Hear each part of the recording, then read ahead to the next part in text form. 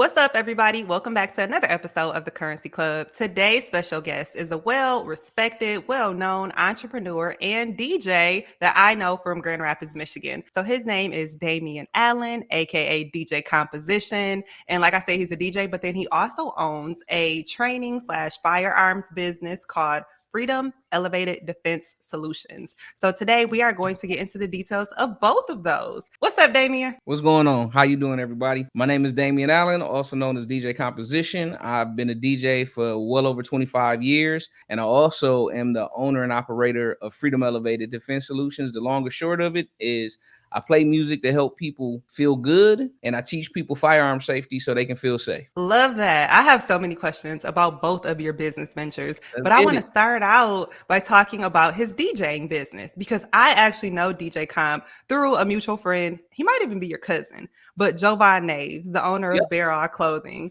right? yep. So me and Jovan go way back. I had a fashion show years ago. This is like 2015. And Jovan partnered with me on it. He was a sponsor, he was a vendor, he had his clothes in the show. So when I was in the planning phase, like who's going to be a good DJ who could set the tone, got a nice venue, this is the vibe I want. Jovan was like, you got to call DJ Comp, you got to call my cuz, you got to call fam. And that's Yep. why I feel like I very first met DJ Composition. But I also worked with him on various projects throughout the city because I used to host parties. That's another side of me years ago, right? I used to host parties in Grand Yep. Rapids. Yep. So I Yep. would see him at events where I was on stage and he was on stage too, setting the tone, setting the vibe for the party. So no Definitely. DJ Comp for a while. Love him. Had to get him on the Currency Club. Thank you for having me. I appreciate it. So let's get into the business. I am DJ Composition. Why did you start this? Just like a lot of people, you gravitate towards something, and music has always been a passionate thing of mine. And when I was 12, 13 years old, I was inspired by other DJs, and I stumbled across a local mom and pop record shop, and they were owned by DJs. So it was just like an organic thing for me where I was fortunate enough that they was cool enough to bring me under the wing, and they kind of showed me the ropes, and it just took off from there. So it's just been a long-term passion project for me. Love affair with music and the ability to do things with different songs to make people feel good. So how did you come up with your name? Did you name yourself or did someone else name you? I did name myself because ironically, at the same time that I was learning to DJ, I also used to be an MC. At the time, I was going by Nick Fury. I was making some waves. I was going cross country, and like I always ran into the problem of 6 other people named Nick Fury. That's not really good for business. So I was like, I gotta switch something up. So right around 2000, 2001, I was like, I gotta figure something out. And the name came to me sitting on the beach in California, and I was like, you know what?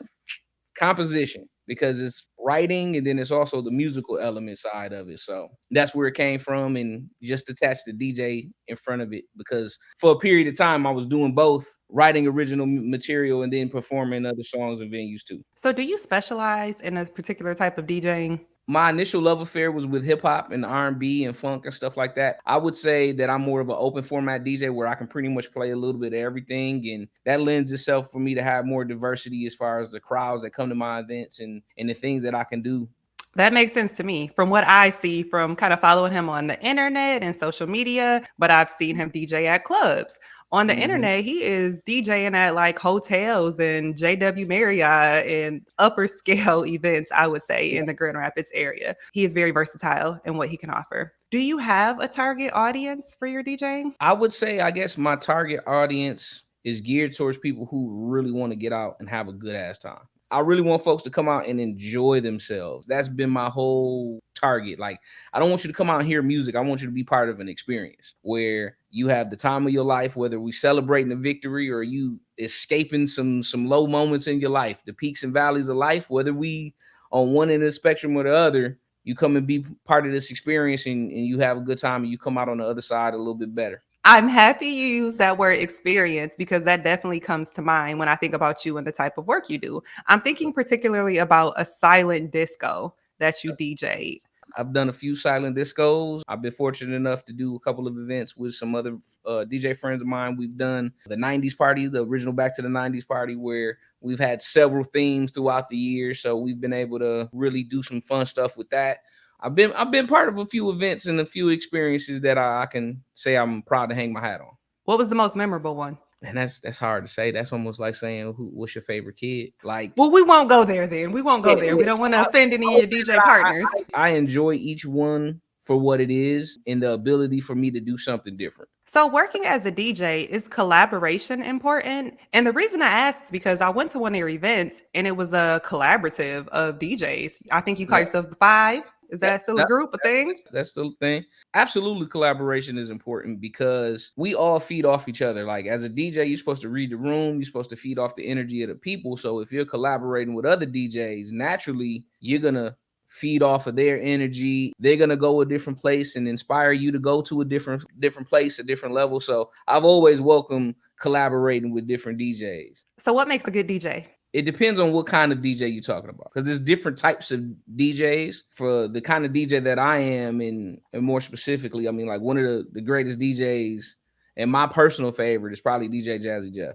Your ability to read the room and find that common denominator with music that strings strangers together, like that's important. You can't play this one particular song and like lose the floor. We have such an emotional connection with music that if you don't find that thread that connects everybody in the room and get them going, you're not gonna have the kind of night that you want. Playing off of the emotions of people and giving them something that they didn't know that they needed. Prime example: you can't play a ultra aggressive song at the end of the night. If you want to have a successful night, you want to send people out on the right note. So those things are important, and you don't want to play like the hottest song in the world super early in the evening either. So it's just about timing. I look at it like a chef. We both can get a piece of chicken or fish or whatever, and we can have similar ingredients, but the way that you season it, prepare it, could be just enough of a difference where people's like, I love this dish more than this. And that's how I approach it with the music. So being able to read the room, provide good music in the right time, that's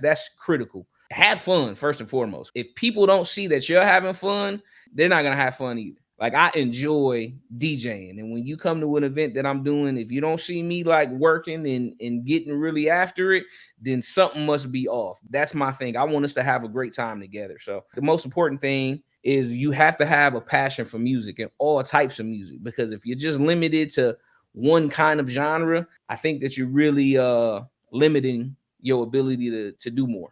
So, how do you curate your playlist? If somebody booked you for a wedding, how do you Um, know what wedding music to play? Do you ask them for specific well, songs that they vibe well, to, or what? for a wedding, I do give a questionnaire just so I can get an idea of what kind of energy they want. If we're dealing with a bride and groom, that day is about them, and I want that music to be perfect for the soundtrack for one of the best days of their life. Like I don't want them to even second guess it, because most people know the two most important things with a wedding or a reception is the food and the music. Terrible on either end could ruin the whole night. I have a questionnaire. I have them kind of give me a loose idea of what they want, and as well as what they don't want. We just set it up from there. And I have such a catalog like in my head that once I get an idea of where you want it to go, I'll just take it from there. Okay, so a little bit earlier on in the interview, you talked about reading the room, making sure everyone's having a good time, and how Yep. you want to create this experience.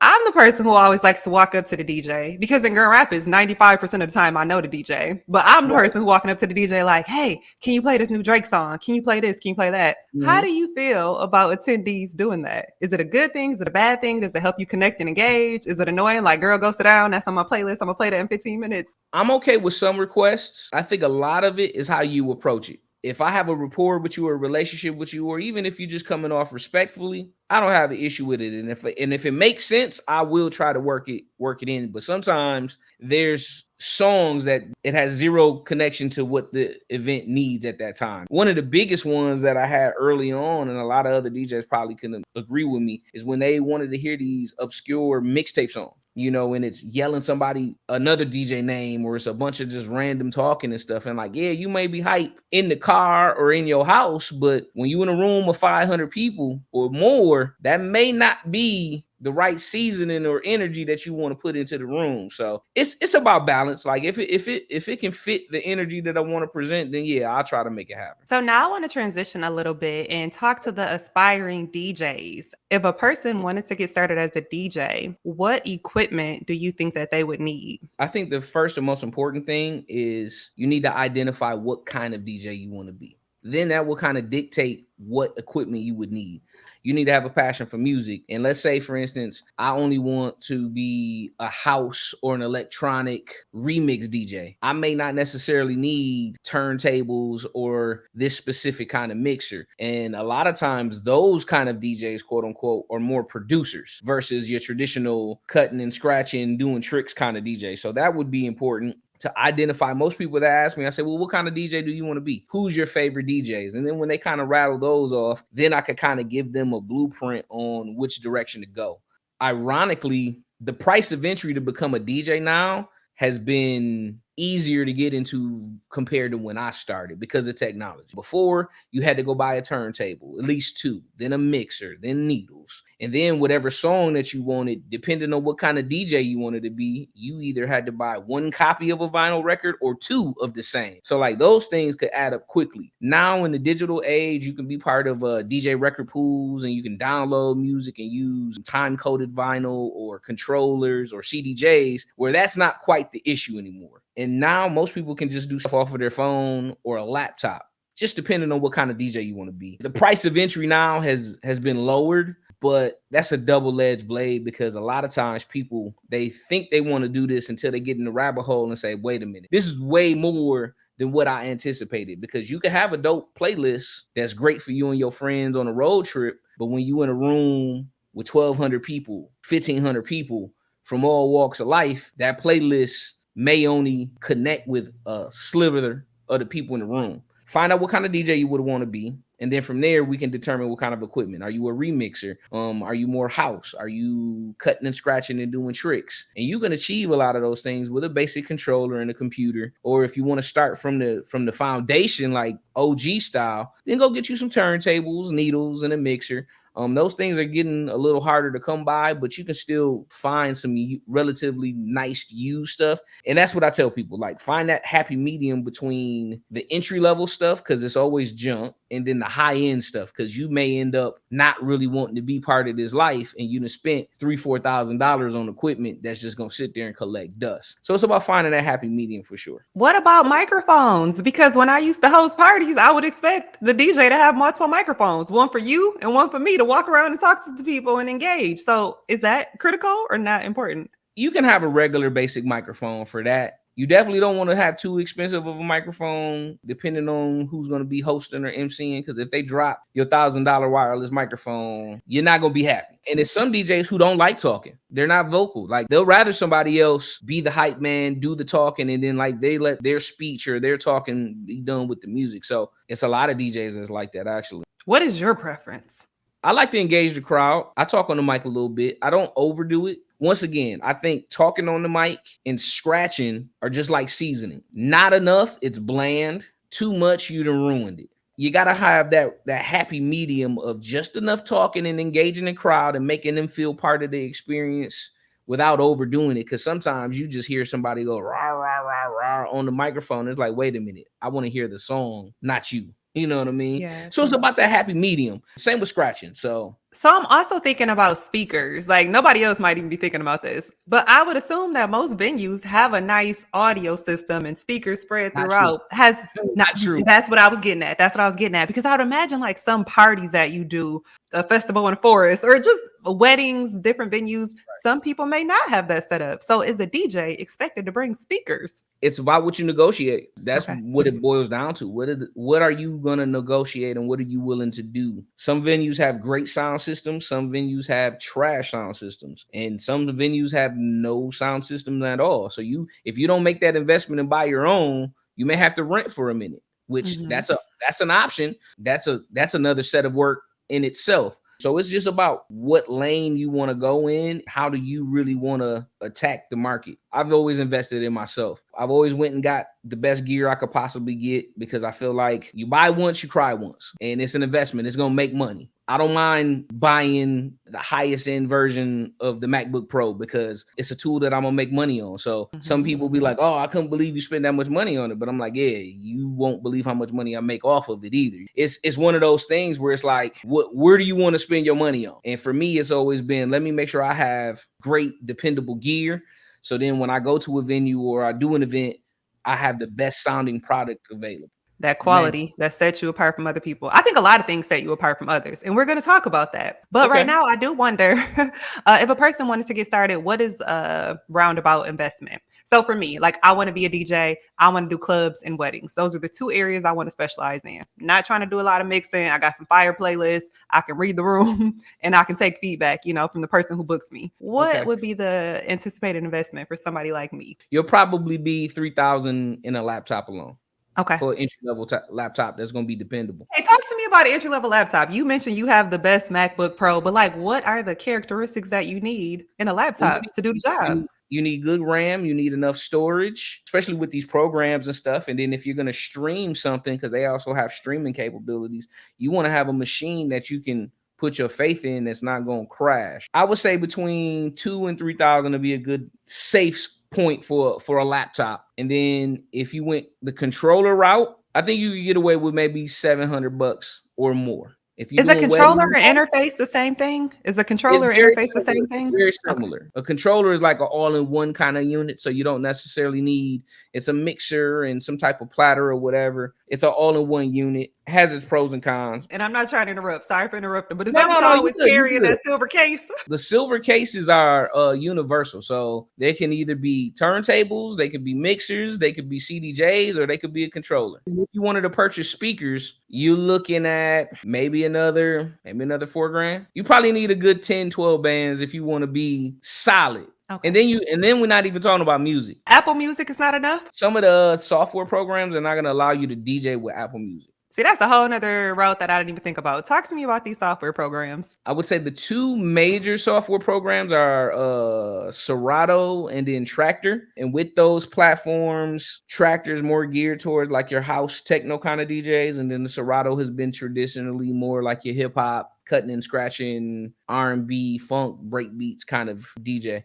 The software has come a long way since it came out, and I want to say 2004, 2005. Because I mean, here's the thing: when I started, I don't want to sound like the guy back in my day, but I had to carry crates. If you didn't have crates of records, you was carrying some type of CD somehow. I would carry crates for other DJs. That's how I got started. I started at 13, so I'm carrying equipment for other DJs just so I can get that experience and learn on the fly. Now they have quote unquote DJ schools, but back then, no, you had to go cut your teeth and get under somebody and learn like that. Let's talk about that. Tell me your journey to becoming a DJ. The store has went through different variations. It started out as jamming CDs and tapes. Then it went to Hip Hut. And then eventually it turned into beatniks.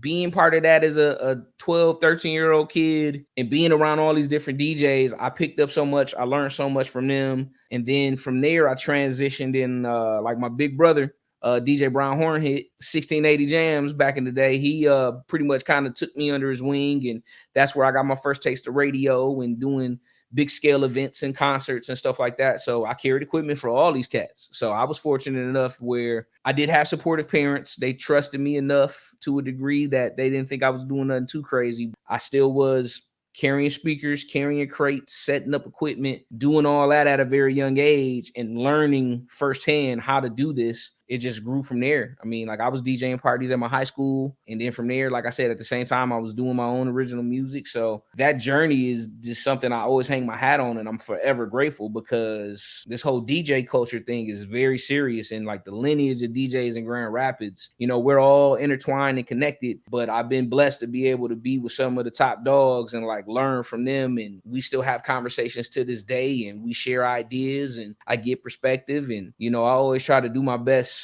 to put my best foot forward and keep the culture alive and represent for all of them. Are you a full-time entrepreneur? I had worked a regular job. I was there for probably about 7-8 years and I was making my plans to say, you know what, this is enough is enough. It was already outperforming my regular job because I have a family. Like I need to make sure I had insurance and stuff like that. And I was really unhappy, unsatisfied because I'm like, listen, I'm really only in here for insurance because I'm outperforming my paycheck with my passion. So 2019 came, things happened, and I ended up transitioning and going full time. And I was working at the radio station and doing all of the events, and things were moving well. And 2020 was positioned to be like the best year of my career the whole time. Like things were already lined up. Like I turned down a lot of stuff because I had to work. But now that I have free reign top of the year, things were already getting booked 6-7 months out. Not only is it weddings or concerts or corporate events or my own, things were just falling into play. And I'm like, yeah, like it's pedal to the metal, it's go time. And then,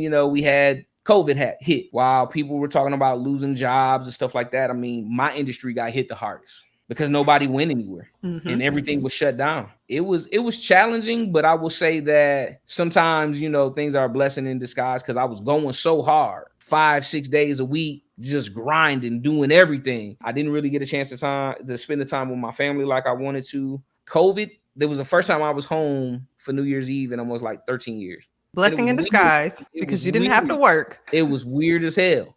In that, it gave me the ability to really reset and work on some pivoting because, I mean, as much as I love DJing, like I don't want to do this forever as like my mainstay. So that kind of helped birth the other business in an official capacity. The one thing I will say during the pandemic is that because there were so many people that was sitting down and not doing much, some people decided to throw their hat in the ring and try DJing out because they had a passion for music. So whether they got a nice little stimulus check and they bought some equipment and played around at home, there were an influx of DJs, so to speak. And now we're in that element where things are opening back up. We're back outside. Some of the bedroom, quote unquote, DJs, they're trying their hand at it. And it's a little bit different when you're in your comfort of your home versus 600 people. Like it's a different ball game. And some people are doing well. Some people are finding out it's not what they thought it was. But, that's part of the game. If I could survive a pandemic, because I mean, even my radio show, the radio station shut down pretty much. So everything that we had been working on and doing, everything was gone in a matter of 3 weeks. I mean, that's a tough pill to swallow as an entrepreneur, especially if I make a mistake or mess up and it's on me, I can own that. I can live with that. But if it's other factors in play, it's a harder pill to swallow. But I'm fortunate that I came out of that with the ability to pivot and start my other business. Which type of DJ generally makes the most money? I would say that a lot of the house techno EDM DJs, they make major money because they're doing stadiums. When you hear about these big stadiums or they doing these Las Vegas residencies, they're making a bunch of money. Forbes does a list every year of the top paid DJs, and we're talking about cats who's like the bottom end of it. They're making $13 million a year. 13 million. Whoa. That's the low end of the spectrum. Those DJs typically they command a lot more because they're doing large stadiums and remixes, and the music is worldwide. So now there's just everywhere. Those are the type of DJs that's doing a lot. You have your touring DJs and open format DJs, but for the most part, those would be the ones I would say that are making the most money. But it's so many of those cats that's doing it that it's hard to kind of get to that level because it's not just me remixing this song or that song or making music. It's endorsements and branding, all that other stuff. So because you've been in the game for so long, how much money do you think you've spent on equipment in your journey of being a DJ? Now I'm trying to calculate the money I spent on a laptop. Somebody can buy a nice used car, not no lemon, a nice one. But everything else over the years, I'm probably touching at least $75,000. Oh my goodness! I knew the number was high. I didn't know it was gonna be that. I'm talking about almost 30 years. You don't even look that old. I don't mean that in a bad way, but you've been DJing for 30 years. I started when I was 12. Okay, so now I want to transition and talk about what sets you apart from other DJs. One thing that is top of mind for me is your marketing. And one particular thing that I'm thinking about is I did an interview with Marcus Lancaster, and he said, you need to be a walking billboard as an entrepreneur. And DJ Composition literally has a van wrapped with his face and his brand and some cool graphics. So you are a rolling billboard, but that's just one of many things. So let's talk about that. Well, that's version 1. I'm working on version 2.0 right now. Okay. But yeah, I have been sitting on that idea for a long time. And it was one of those things where I'm like, you know what? I'm going to make this happen. I'm going to make this investment because 2 things were going to happen. One is it's massive promotion. No matter where I go, people are going to see it. I've had people who knew me or knew someone I know take a picture of it and send it to them like, oh, I see your boy. He out here kind of thing. So that was a great investment for me. And I really wanted to kind of put my stamp like, hey, this is a serious endeavor. And when it comes time to negotiate, you got to understand that this ain't the Chitlin circuit. We serious right now. So you got to come correct when we talking numbers. So, You know, it was one of those things that did two things. It became a conversation piece, even to this day. I've retired that van. Like I said, I'm working on version 2.0. I don't think I'm gonna put my face on it this time. But the cool thing about that is I drive it and people would come forward next to me and peek their head to see if I was driving it and like look to see it was me, and they'd either like slow all the way down or speed up. It was hilarious. Every time I came out the store, people would be posing in front of it taking pictures, and I loved it. They try to run. I'm like, no, come on, let's take a picture, because like you said, it's a billboard. It's promotion. So I really enjoyed that. But yeah, version 2.0 is coming out real soon. We got some goodies in store for that. So the wrap was probably about 3,500. Besides the branding and the cool van, I can't wait to see what version 2.0 is, but what else sets you apart? I have a passion for music, and I want people to enjoy it as much as possible. Like I said, we talk about that common denominator. We talk about giving people that escape, whether you having like a bad time in your life or you having a great time in your life, and we're celebrating. Music allows us to celebrate our victories and escape the personal hills that we may be battling at the time. So I always want to deliver that, where people were like, yo, like I didn't believe that I was going to have this much fun or dance this much or enjoy myself. And even not necessarily like dancing, but setting the mood right, because you can just play some real chill lounge vibes that sets things off perfect. So that's one of the things I would say, like just curating the music and really trying to connect with the people in the room. I don't really have like set playlists. Like I have guides, but I feed off the people. So that's kind of been my thing. So I would also say, just speaking from experience, he is very professional. He is going to show up early. He's going to set up. He's going to ask you the questions. He's going to make sure that he has everything he needs to effectively do your event. He's going to communicate with everybody well, A1 quality. So I feel like the quality and the customer service is good too. No janky promoters here. At all. How do you market yourself to basically be attractive or appealing or get on the radar of some of the corporate events that you are able to book? Is that word of mouth, or is that you reaching out to them? It's a combination of both. A lot of it has been word of mouth from folks who have either come to some of my events, whether it's at the JW or the Amway or the Riverbank Run or anything like that, and then come into some of my one-off events where they like, yo, like, I've had a great time at this dude's party. I need to get with X, Y, and Z. So it's been a combination of both, where I've been fortunate enough where I can still do my thing, but still give the corporate world what they need for their event. So being a DJ is running a business. You touched on some of the skills you need. What other skills does a person need to be an effective DJ? You got to know how to deal with people and deal with people sometimes at their worst moment. When we're in a bar, people get intoxicated or other things. And you got to know how to deal with these folks, especially if they've had too much and they really want to hear this song, or they really want to do such and such and such and such. You got to know how to deflect and move these people in a way where like you still focused on providing that experience for other people, but making sure that they're moving out the way, and also being aware of the flow of the night.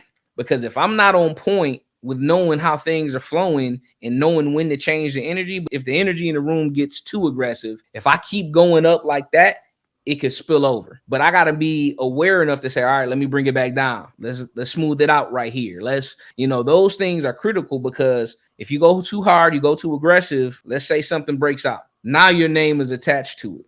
I've had several of my DJ friends get blamed for stuff that had nothing to do with them, but their name is on the flyer, their name is on the marquee, their name is attached to it, or they were the biggest name attached to it, and they paid the price for it because a venue didn't have proper staffing from the bar. They didn't have proper staffing with security. They didn't have proper protocols for people coming in and out of the line and stuff like that. All of those factors come into play to create a well-rounded and enjoyable experience. And if everybody's not doing their part, bad things happen. For us, unfortunately, DJs do take the blame. Have you ever had to turn an offer down? I assume yes, because you booked and busy, but has there ever been a time where somebody reached out to you like, hey, I want you to DJ this event. This is the situation. And you asked them questions and you were like, nope, that doesn't feel safe. That doesn't seem legit. Seem a little janky. Absolutely. And on both ends of the spectrum, there's been instances where I'm like, that's not really my vibe.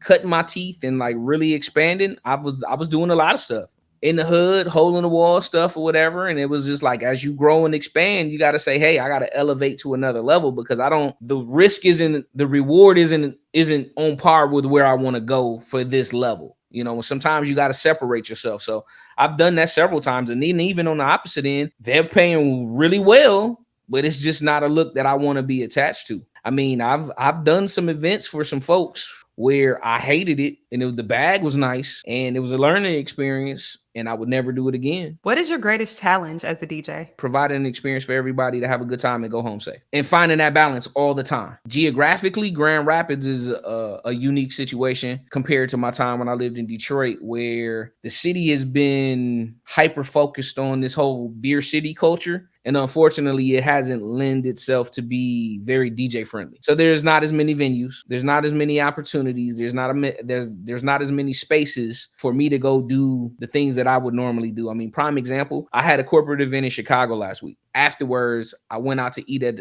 a steakhouse. They had a live DJ in the steakhouse on a Monday night. I was like, that's dope. Like, I wish I could do that here. Mm-hmm. But Beer City doesn't lend itself to do stuff like that. And then COVID hit and a lot of places shut permanently. So now the small pot got even smaller. I feel like you have the influence and the network to start some of these conversations so that we can get that eventually in Grand Rapids. What do you think though? I'm trying. I can honestly say that I've done a lot of groundwork with being able to get downtown from a DJ perspective, especially a black cat. It wasn't a whole lot of us downtown DJing like that. I think I've broken a lot of barriers and grounds doing that. But there's still a lot of work left to be done. I want that to change, but I'm also working on other endeavors outside of the city too. But no, I'm definitely working on some stuff to try to make that change possible. So you did already give some advice to aspiring DJs, but any other tips or recommendations that you would leave them with? Always be a student. And I say that to even in my other endeavor, always be a student. There's so much stuff that I don't know, even with the years in the game I have, that I'm constantly studying, constantly trying to get better. And I mean, in the day and age of the digital age, so to speak, so much music is coming out so fast that like,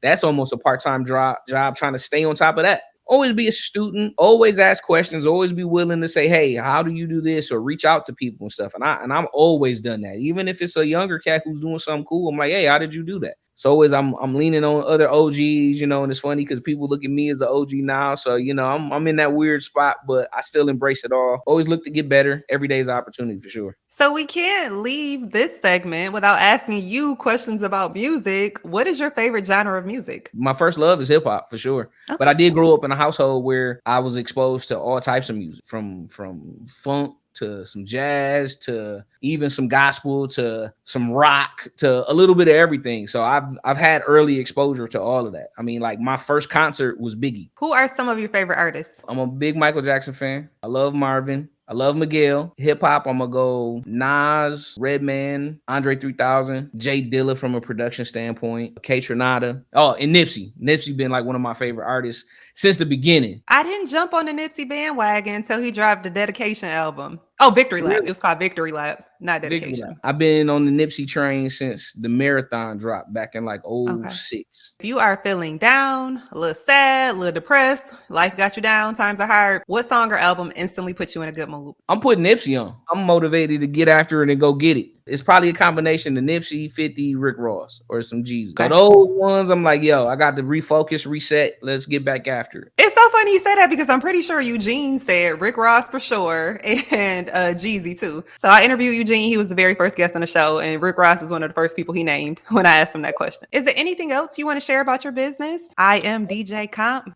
Social media is DJ Composition, Facebook, Instagram, Twitter. My website is iamdjcomp.com. I'm part of the Two Bright Guys podcast. Two Bright Guys podcast. Let's talk about it, because before Currency Club started, I definitely used to watch the Two Bright Guys. They used to host in-person events. I went to their events, and I feel like it's a similar concept to what I'm doing now, where they interview dope people, kind of got their background story. Talk about Two Bright Guys. So my brother Jamil, it started out pretty funny. We were following each other on Facebook. Certain topics would come up with other people, and we would just be going back and forth, bantering or whatever. I sent him a DM. I said, bro, we should just do a podcast. And jokingly, I was like, because we two yellow dudes, let's call it Two Bright Guys and like play off of Smart and Yellow. And I really like thought about it and was like, you know what, we should really do it. And we did it. And we've been ripping and rolling. We had to take a break during COVID because of the radio station thing and the podcast and stuff like that. Very proud of the work we've done with that, and we're putting things back in motion now to kind of re-jump that back off, because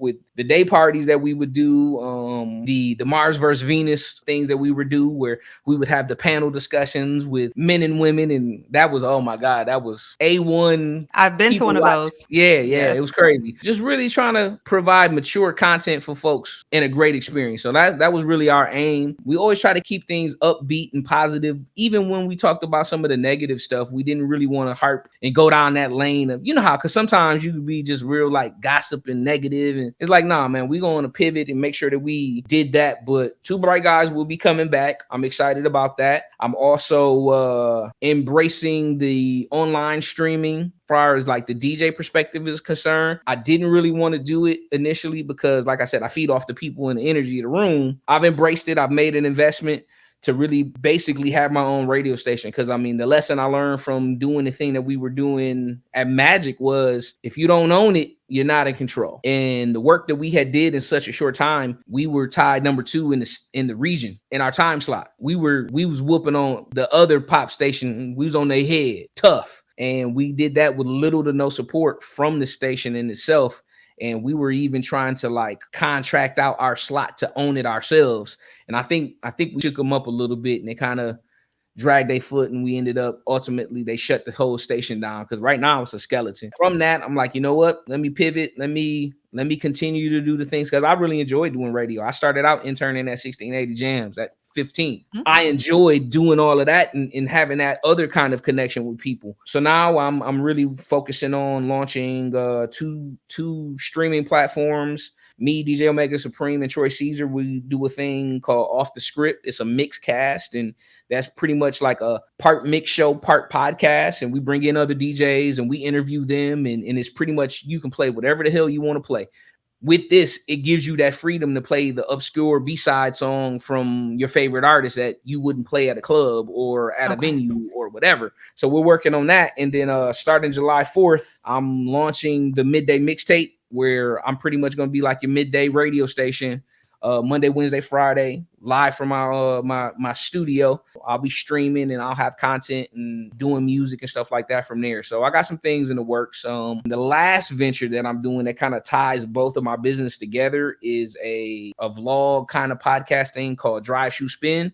I take all of my passion projects, whether it's automobiles, DJing, or the world of firearms, and I put them all together. And I start interviewing people from different walks and connecting those bridges of different people, because it's already so many different subgenres of DJs and the car culture and all that stuff. So like my thing is that I'm passionate about all of it, and I want to show everybody that there's so many bridges that connect us all together. That's exactly what I was looking for, because sometimes I don't know all the great work that people are doing. I only know what I come across on Instagram or what somebody else may have told me word of mouth. So I'm excited about all that. I want to invite you to come back to the podcast, talk for another hour or two about all of those separate projects. Yeah. I know DJ Omega Supreme. I know of him is what I should say. We don't have a personal connection yet, but I love Troy Caesar and the work that he's doing. I want to get him to be a guest on the Currency Club. Maybe y'all can come back together and talk about one of those off script shows or just something else. Hey, that's my brother. He was the person who I connected and bonded with when we were doing original music. So me and him have been